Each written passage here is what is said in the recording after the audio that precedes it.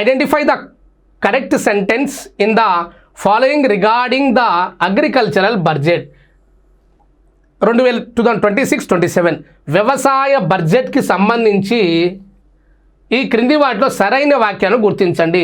Which of the following is correct స్టేట్మెంట్ని గుర్తుపట్టాలనేటువంటి విషయాన్ని మనం అర్థం చేసుకోవాలి. First one, AP agricultural budget 53,752 crores.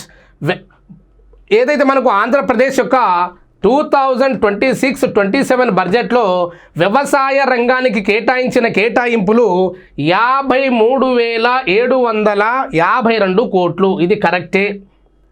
దేశ వ్యవసాయ రంగంలో ఆంధ్రప్రదేశ్ వాటా 10% కలదు. అంటే Andhra Pradesh share in the countries agricultural sector 10%.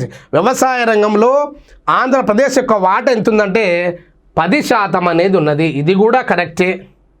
వ్యవసాయ రంగ వృద్ధి రేటు 7.83% కలదు. అగ్రికల్చరల్ సెక్టార్ గ్రోత్ రేట్ ఈ 7.83%.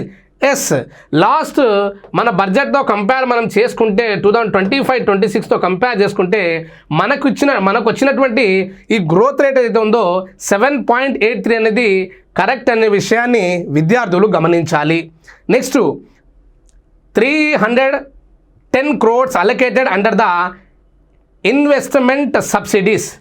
సో ఇన్వెస్ట్మెంట్ సబ్సిడీస్ పెట్టుబడి రాయితీ కింద 310 కోట్ల రూపాయలు కేటాయించడం జరిగింది.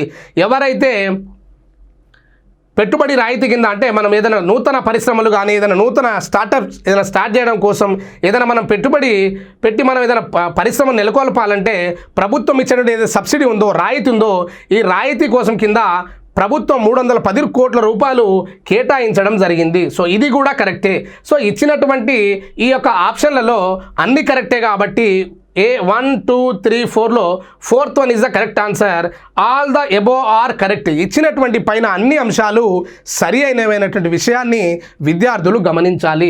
మీరు ఇక్కడ క్వశ్చన్ అయితే ఉందో which of the following or identify the correct statement, identify the incorrect statement అనే ఆప్షన్ ఉంటుంది ఇక్కడ. ఇన్కరెక్ట్ ఆర్ కరెక్ట్ ఇది బాగా మీరు అబ్జర్వ్ చేయాల్సి ఉంటుంది. ఇంగ్లీష్లో చదవాలి, తెలుగులో కూడా చదవాలి. సరైన వ్యాఖ్యాన సరి కాని వ్యాఖ్యాన అనే విషయాన్ని విద్యార్థులు గమనించాలి.